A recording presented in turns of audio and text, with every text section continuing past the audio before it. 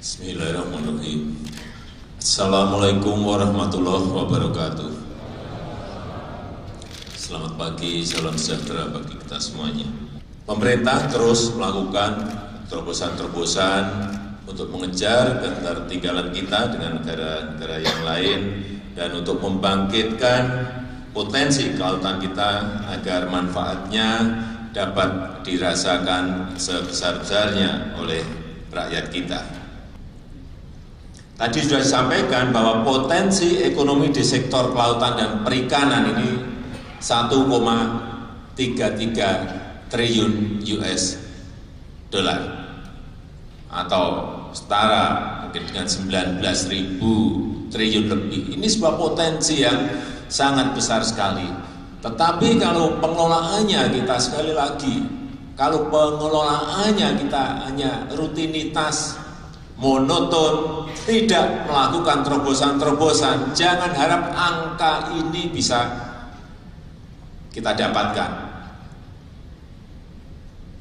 10% saja sudah bagus, apalagi masuk ke yang namanya 19.000 sampai 20.000. Ini sebuah pekerjaan besar, potensinya ada.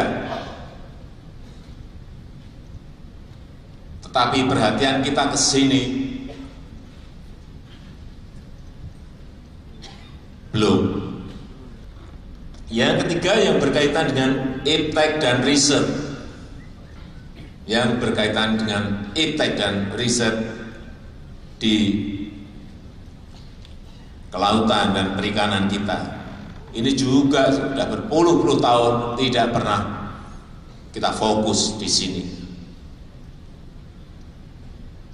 Ini juga saya minta menjadi perhatian dan betul-betul dilakukan.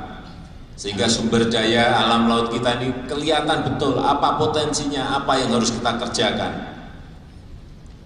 Nelayan-nelayan kita jangan terus diajak bekerja dengan pola-pola yang lama. Harus berani kita loncatkan ke dunia yang lain. Sudah berapa puluh tahun kita urusan cantrang. Setiap tahun urusan cantrang. Setiap tahun urusan cantrang. Gak habis-habisnya kita ngurusi cantrang, sehingga melupakan strategi besar menuju ke tempat yang lain yang memiliki nilai tambah yang lebih baik. Kenapa kita tidak pernah berbicara mengenai offshore aquaculture?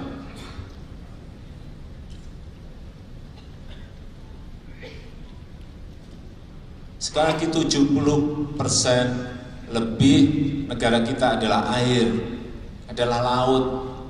Kenapa kita tidak pernah berbicara ini? Lihatlah Norwegia, lihatlah Taiwan. Sekarang setiap hari berbicara mengenai offshore aquaculture ini. Ajari nelayan-nelayan kita untuk mengetahui apa, barang apa ini.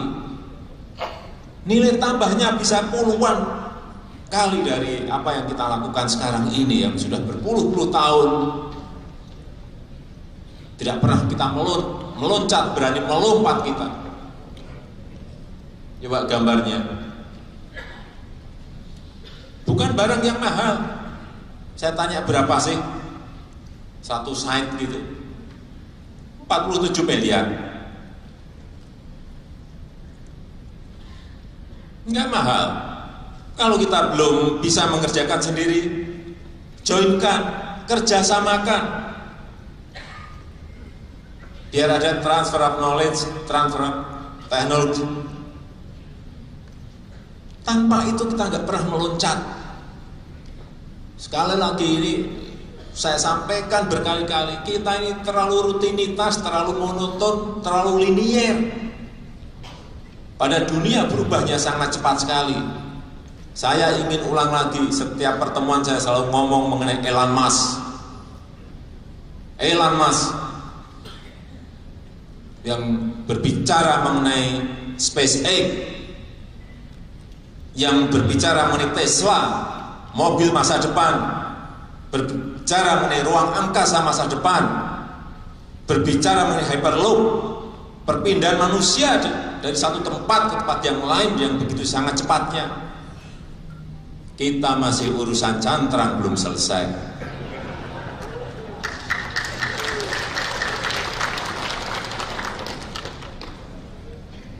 Mau kemana kita? Kita harus berani meloncat. Kalau kita monoton terus seperti ini, ditinggal kita, ditinggal. Percaya saya, ditinggal kita. Padahal kita juga pinter-pinter, tapi kita terlalu linier, monoton, rutinitas.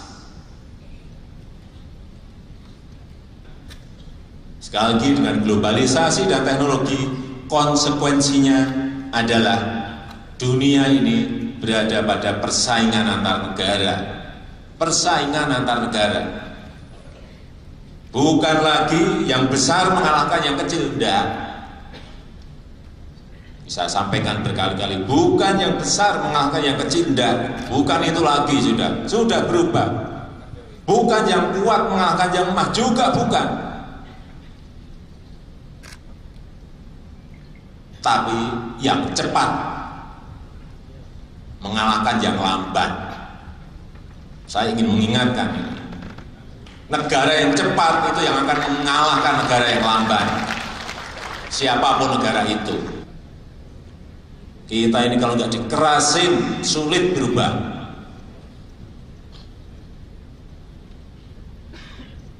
Padahal kita sebenarnya bisa. Hanya masalah niat, hanya masalah mau atau tidak mau.